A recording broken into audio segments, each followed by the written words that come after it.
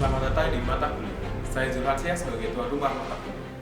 Ketika maskulinitas lelaki mulai dipertanyakan, maka lelaki mulai menunjukkan idealisme mereka. Lelucon kenyataan bahwa lelaki tidak selamanya di atas para wanita menunjukkan objektifikasi balik oleh para wanita. Bersama dengan saya, kini sudah hadir dua orang narasumber yang akan berbincang lebih jauh mengenai topik kuliah kita hari ini, Man as Object. Mereka adalah Mbak Nurul STM yang kontra terhadap fenomena ini dan Mbak Maudi SGM yang pro terhadap fenomena ini. Tolong Mbak, jangan terlalu dekat Mbak, kebetulan saya udah punya pacar. Maaf ya. Iya, oke. Mohon dijelaskan tadi gelarnya bagaimana? Kalau saya sendiri, STTM itu kepanjangan dari Sarjana Tanpa Tatap Muka. Jadi itu semua karena saya dapatkan dari kemandirian saya. Kalau Mbak Maudi gimana gelarnya? Kalau saya sih sebenarnya saya aktivis ya, yang aktif sekali di bidang feminisme. Kalau gelar SGM itu apa ya? Kalau itu kebetulan susu formula favorit saya ketika saya kecil.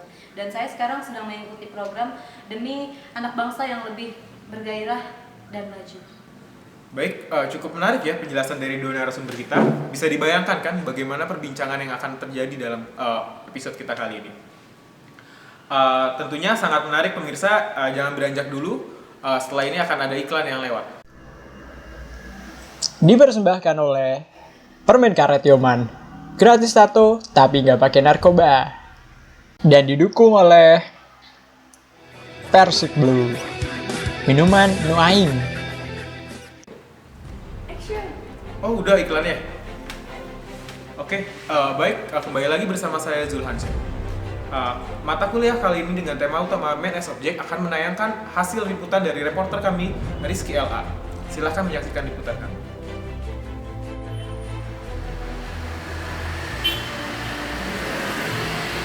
Ketika kita berbicara mengenai pembangunan, hal yang paling awal yang terlintas dalam benak kita, yang pertama kali kita pikirkan, ya tidak lain dari pembangunan fisik tentunya. Pembangunan fisik, ya bangunan. Bagaimana tidak? Selayaknya pembangunan fisik di berbagai negara lain di dunia, yang sering kali terlibat dalam proses eksekusinya tidak lain adalah seorang pria. Buruh bangunan, atau mungkin beberapa orang seringkali menyebutnya kuli bangunan, seringkali merupakan seorang pria, lelaki dewasa. Bukan hal yang lumrah bila buruh bangunan adalah seorang wanita. Hal lainnya yang berkaitan dengan pembangunan adalah pembangunan keamanan itu sendiri. Sebab dalam UNDP sendiri dia menaruh perhatian penting dalam apa yang kemudian kita kenal sebagai human security. Barry Buzan pun seorang peneliti sosial, pada intinya ia menyebutkan bahwa keamanan adalah ketiadaan ancaman. Sedangkan ancaman terhadap keamanan atau keselamatan yang umumnya kita ketahui adalah dalam bentuk peperangan. Dan dalam setiap pertempuran atau peperangan, tentu korban yang berguguran sebagian besar adalah seorang pria. Dan di lain hal, wanita atau gadis remaja pada umumnya, meskipun mereka berperan penting, namun secara statistik tidak menyebutkan bahwa mereka lebih banyak daripada pria. Maksud saya dalam hal korban yang berguguran, sebab hingga hari ini sekalipun pria ataupun lelaki dewasa merupakan mereka yang lebih banyak berguguran dalam suatu pertempuran.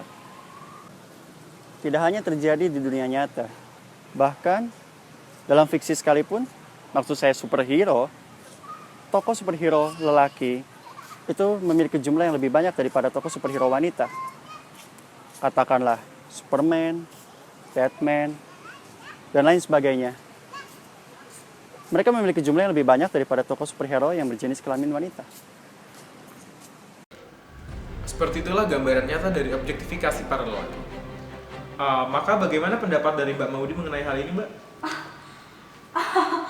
Kalau itu menurut saya sudah kewajiban kalian sebagai kaum lelaki untuk melayani kami, kaum perempuan, apalagi dalam bidang pembangunan. Sebenarnya nggak kayak gitu juga ya. Kalau misalnya pembangunan itu juga perlu semua aktivitas masyarakat, nggak cuma lelaki doang. Kayak kesetaraan itu juga bagian dari pembangunan. Mbak, tolong ya, ini saya yang sedang ditanya, betul kan Bapak?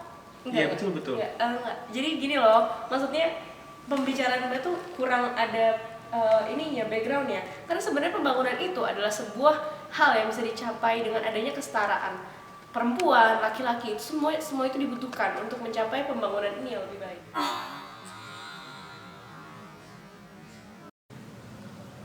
Tidak bisa seperti itu ya Mbak. Mohon maaf Mas, ini sebenarnya saya kan yang sedang ditanya ya. Iya, betul. Ya. Jadi sebagaimana kita ketahui, kalau yang namanya pembangunan itu muncul di masyarakat modern. Orang modern itu udah punya kepribadian yang apa-apa tidak ada objektifikasi baik kepada lelaki maupun perempuan. Jadi keduanya itu harus seimbang. Peran-perannya mereka juga harus sama. Nggak ada itu objektifikasi, nggak ada laki-laki harus mengerjakan pembangunan. Baik. Kembali kepada narasumber kedua kita, Mbak Maudi, gimana Mbak bisa menanggapi Mbak Nurul tadi Mbak? Jadi seperti ini menurut saya, kita memang harus melakukan pembangunan seperti yang dikatakan Mbak Nurul seperti barusan. Tapi mengenai kodrat laki-laki yang notabene memiliki kekuatan fisik lebih dari perempuan, tidak seperti itu juga. Jadi derajatnya harus tetap disamakan seperti itu. Ngotot ya Mbak Maudi, ini ngotot sekali. Memang seperti itu kok. Sudah Mbak. Pemirsa, dapat disimpulkan bahwa sebenarnya Man as Object juga memiliki berbagai kritik seperti yang disampaikan oleh Mbak Nurul bahwa kesetaraan pembangunan tidak akan dapat dicapai dengan objektifikasi lelaki. Di lain pihak, pertanyaan mengenai fungsi lelaki juga terus dilakukan oleh para aktor objektifikasi lelaki. Menjawab isu hangat ini, kami mendapat cuplikan dari artis YouTube yang sangat booming saat ini, Aurisan dan Yang L. Cuplikan ini akan menutup episode kali ini dari mata kuliah. Silahkan menyaksikan.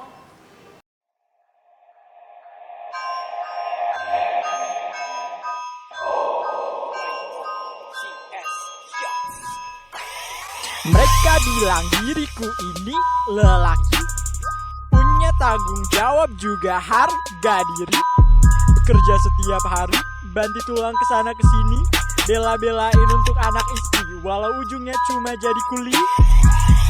Ada pula kami yang jadi polisi, dan sebagian lagi jadi TNI. Jaga pertahanan negeri, rela jauh dari sanak famili. Banyak kasus kami teroperasi, kalau perang kita duluan mati. Memang kami ini laki, lebih kuat secara fisik, tapi juga punya hati. Bila terdesak ekonomi, apalagi didesak sama istri, kami bisa aja depresi dan akhirnya gantung diri. I'm a good wife. Bila kau semua tak mau kerja, silakan ceraikan aku saja, tapi hak asuh anak aku yang punya. You're a bad wife. Kau benci gajiku yang seadanya, dan silakan sukai mereka yang kaya tapi nggak bikin bahagia. I'm a good wife. Bila kau semua tak mau kerja, silakan ceraikan aku saja, tapi hak asuh anak aku yang punya. You're a bad wife. Kau benci gajiku yang seadanya, dan silakan sukai mereka yang kaya tapi nggak bikin bahagia. Mereka bilang aku penuh drama, padahal suami emang ngaso aja. Malah bikin isu di sosial media, berita fenomenal bini opresi suaminya. Padahal nyatanya sebaliknya, dia justru yang gak becus kerja. Setiap pulang mukanya lelah, tapi pulang cuma bawa duit ceban. Gue cuma pengen punya suami yang berduit, daripada genting tapi gue enggak bisa happy. Memang kami ini laki, lebih kuat secara fisik, tapi juga punya hati. Bila terdesak ekonomi, apalagi didesak sama istri, kami bisa aja depresi dan malah akhirnya gantung diri. I'm a good wife. Bila kau semua tak mau kerja, silakan ceraikan aku saja, tapi hak asuh anak aku yang punya. You're a bad wife. Kau benci gajiku yang seadanya, dan silakan sukai mereka yang kaya tapi nggak bikin bahagia. I'm a good wife. Bila kau semua tak mau kerja, silakan ceraikan aku saja, tapi hak asuh anak aku yang punya. You're a bad wife. Kau benci gajiku yang seadanya, dan silakan sukai mereka yang kaya tapi nggak bikin bahagia.